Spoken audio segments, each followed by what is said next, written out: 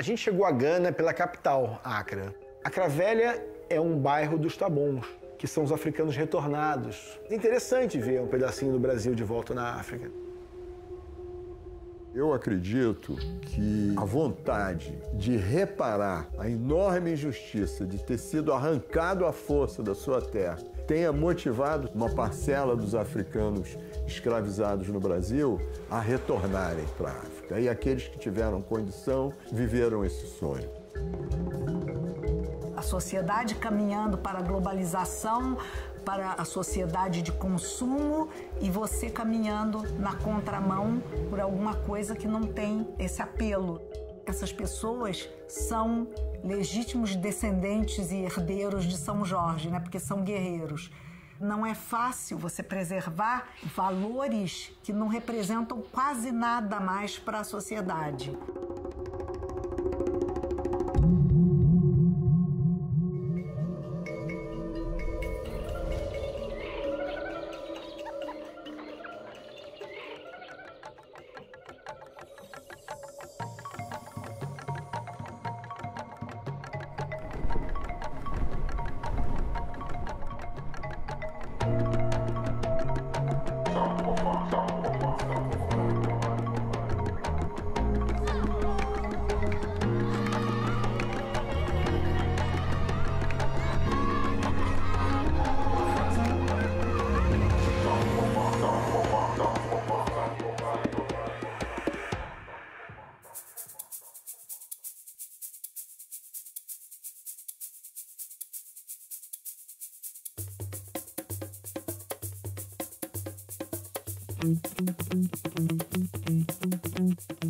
Gana foi o primeiro país a alcançar a independência dos países africanos, em 1957. É um país que realmente é considerado um lugar de retomada de uma unidade africana, né, de uma tentativa de criar uma política comum na África.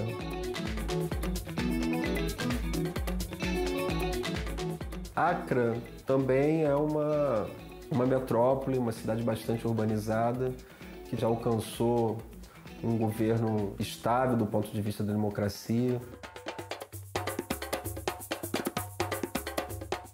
Accra Velha é o bairro fundado pelos Tabons, que são africanos retornados, foram escravos no Brasil, voltaram para a África e refizeram suas vidas.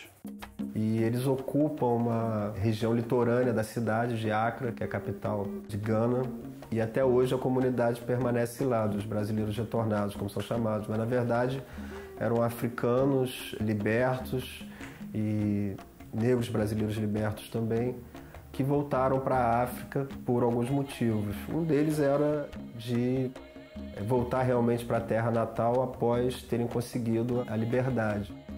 Outros retornaram por conta de terem participado da Revolta dos Malês, que aconteceu em 1835, na Bahia, em Salvador, e tiveram como pena, né, a volta compulsória para a África. Os Tabon são descendentes de africanos escravizados no Brasil que retornaram para a África, mas não para Gana, eles retornaram para a Nigéria.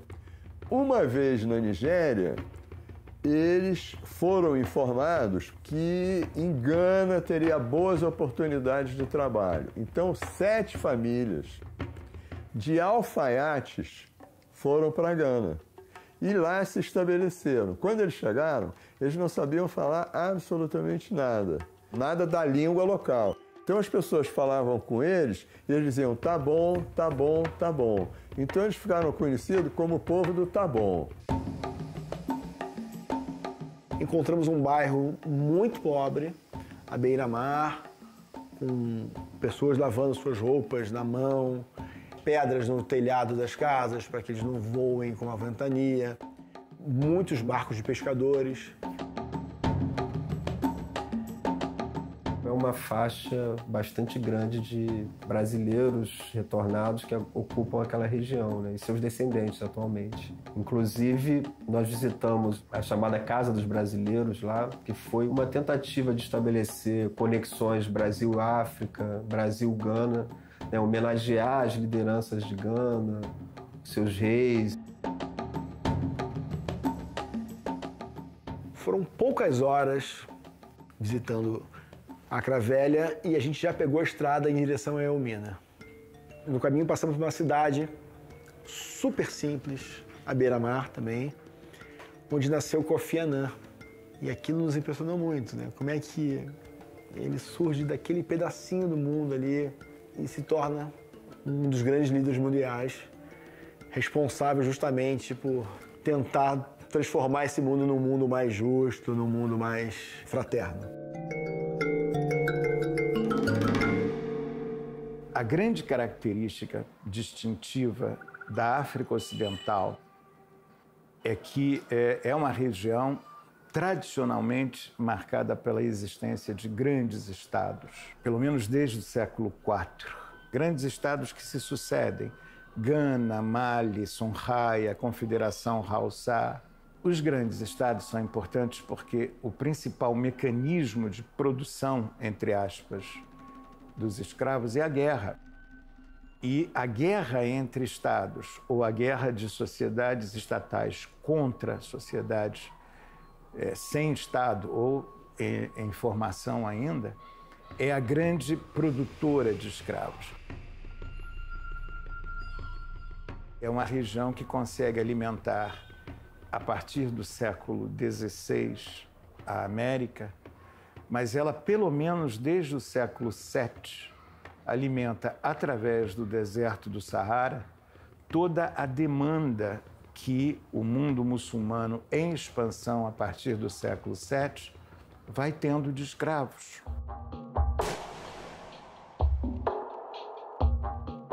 No século XVI, quando os portugueses aqui desembarcam e estabelecem as plantations de cana-de-açúcar, no primeiro momento é o trabalho indígena que vai ser utilizado em larga escala. Mas por questões tanto culturais, mas também por questões de ordem econômica, porque o tráfico negreiro acabava se convertendo numa atividade importante para os rendimentos da coroa portuguesa, eles resolvem substituir a escravização de indígenas pela transmigração ou pelo transporte de africanos de um continente a outro.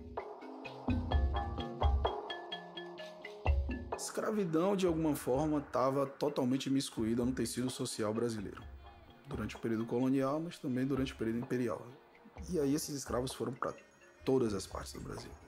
Há, eu diria, 3 regiões principais de recebimento. No primeiro momento, a Bahia, juntamente com Pernambuco, por conta da atividade açucareira. No segundo momento, eles vão para a região de Minas Gerais, para a prospecção do ouro. E já no século XIX, que é um momento do fluxo mais intenso de escravos, eles vão para o Rio de Janeiro. E justamente porque o Rio de Janeiro tinha explodido como o maior produtor mundial de café. Até o século XIX, sem dúvida, a escravidão é a forma mais eficaz de se obter trabalho de outrem para si. É a mais cruel, sem nenhuma dúvida. Mas até o século XIX é a forma mais eficaz no mundo inteiro, com toda a crueldade implícita a ela.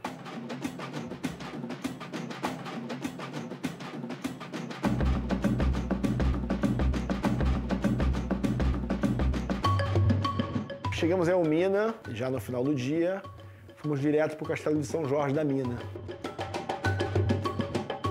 Não é um castelo distante, abandonado, ou que só recebe visitações turísticas, né? Tem todo um entorno, um enorme mercado que funciona ao redor da fortaleza. E é claro que também é um lugar emblemático da escravidão, conhecido mundialmente.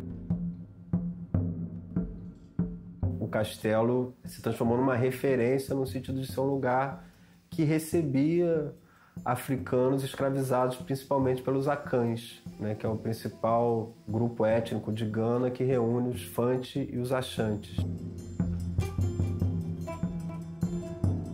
Visitamos muitas celas, uma em especial me marcou profundamente.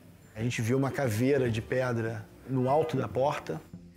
A parte aberta da porta era muito estreita também, muito pequenininha.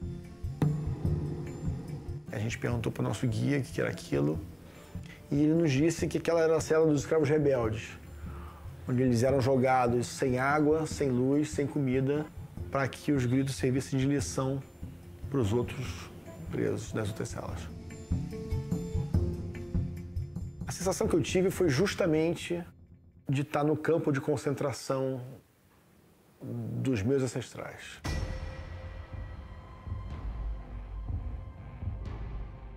Aquilo para mim foi tão forte que eu montei a câmera em cima do tripé e não conseguia fotografar porque eu chorava demais, não conseguia fotografar e a energia era muito negativa do lugar.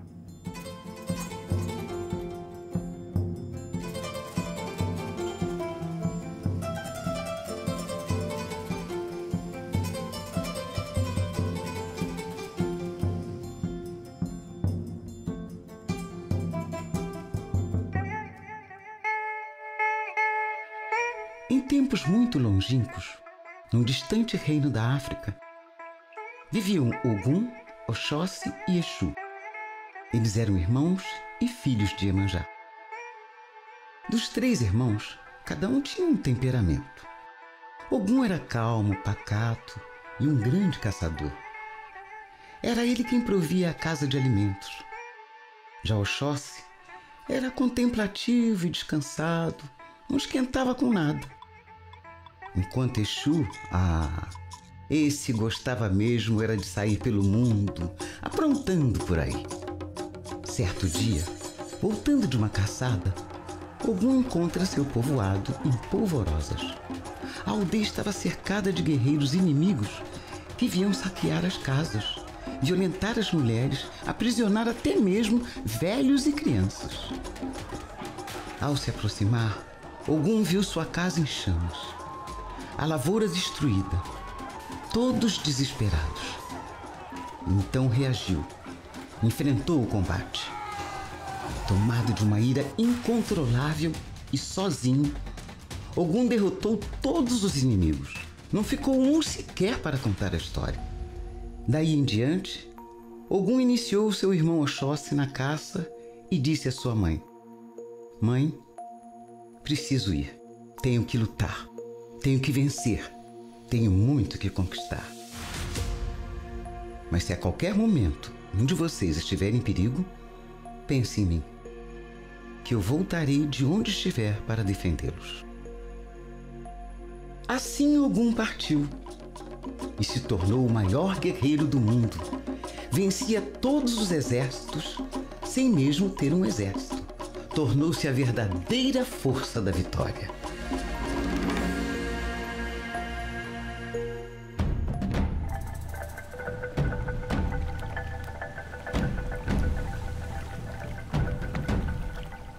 Da fortaleza de São Jorge da Mina, a gente vê o castelo de Cape Coast. São bem próximos. A gente contornou o rio e chegou em Cape Coast. Visitamos celas de escravizados. Em uma delas, a gente encontrou um altar, onde eram celebrados rituais em homenagem aos que ali ficaram, ou pelo menos aos que ali passaram. Esse altar estava repleto de oferendas, né?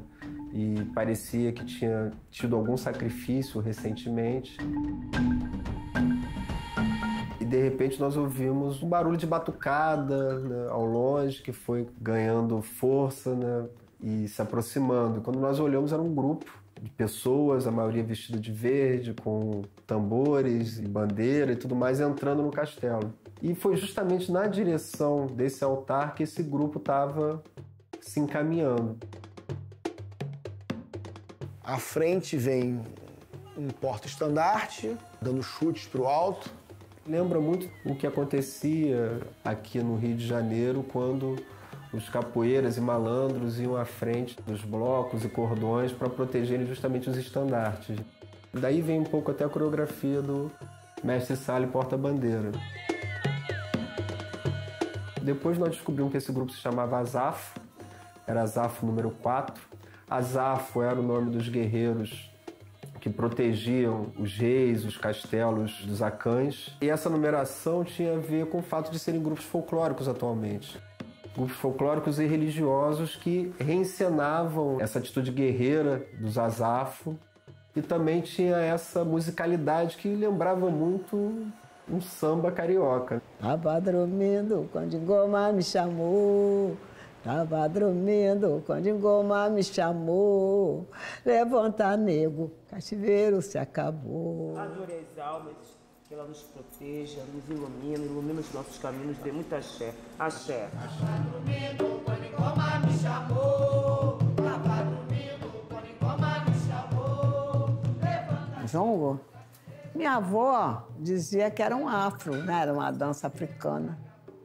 No tempo da escravidão já dançava o jongo, ela dizia. Os africanos dançavam esse jongo dentro da senzala, já tinha o jongo.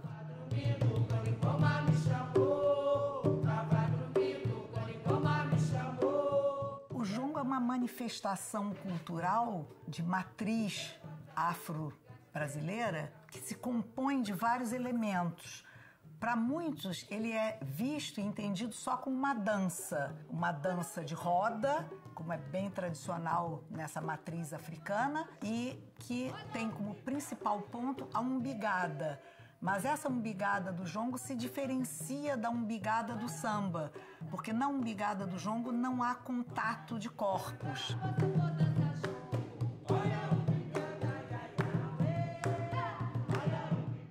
É uma dança que vem da África, da região do Congo, né, Angola, com os negros escravizados que chegam aqui para trabalhar na lavoura do café, né, na região do Vale do Rio Paraíba.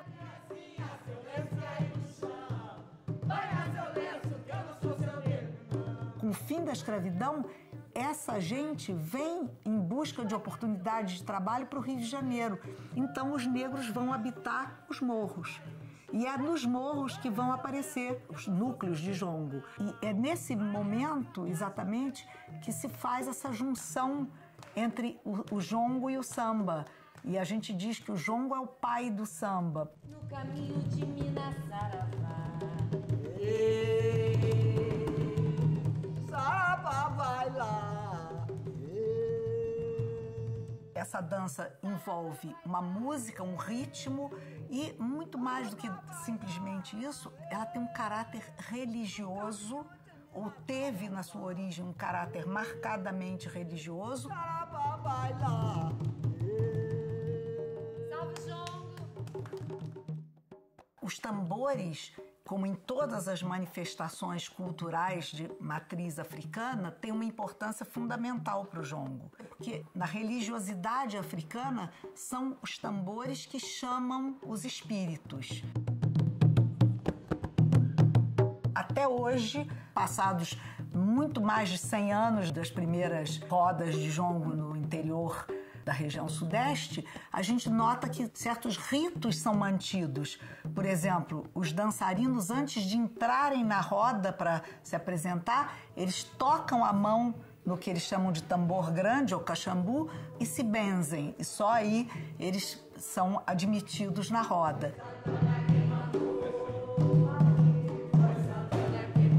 Todas essas danças de origem afro-brasileira, de origem africana, né? Elas carregam muito essa coisa do sagrado junto com o profano. Quando a gente fala de jongo, por exemplo, a gente está falando de santas almas jongueiras, do tempo do cativeiro, a gente está falando de preto velho. A roda de jongo, através da palavra, né, através do canto, traz ensinamentos, traz mensagens, né? Essa coisa de você entender que a linguagem do jongo ela é cifrada, de você entender que você pode falar uma coisa e dizer outra, esse cuidado com a fala, o quanto que a fala atinge alguém. Então o jongo está muito presente nisso. A preservação dessa tradição entre os negros escravizados dessa região era uma forma importante de tentativa de liberdade, porque a cultura é o último bastião da preservação de um povo. Coisa boa, né? Mas a gente vai esquecendo, porque a idade, né? É hora de caminhar, é hora de caminhar. Oi, quem mora no João Lopes, é hora de caminhar. 97, muita coisa eu esqueci já. Mas o jongo é bom.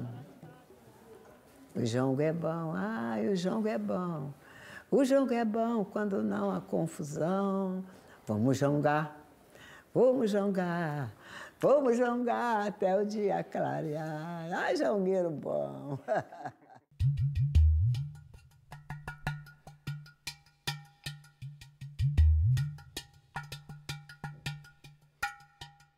A gente seguiu para Kumasi, que é a capital dos Ashanti, mais ao centro do país ainda. É uma cidade grande, tradicionalmente conhecida por ser um entreposto comercial importante daquela região africana. Nós fomos visitar, obviamente, que o mercado de Kumasi. É um mercado gigantesco. Tudo que você pode imaginar na vida é vendido ali.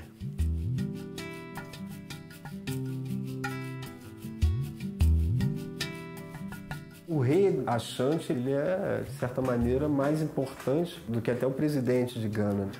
É uma monarquia, né, que obviamente não é a que governa o país, mas que tem um capital tanto simbólico como financeiro muito grande. A gente visitou a Casa dos Ashanti e fomos recebidos pelo guardião, que foi super carinhoso com a gente, nos mostrou pedaços de vértebras de cabritos e que ele diz que aquilo ali está associado à fertilidade. E mostrou o tipo de escultura nas paredes, explicou um pouquinho do significado de cada um deles.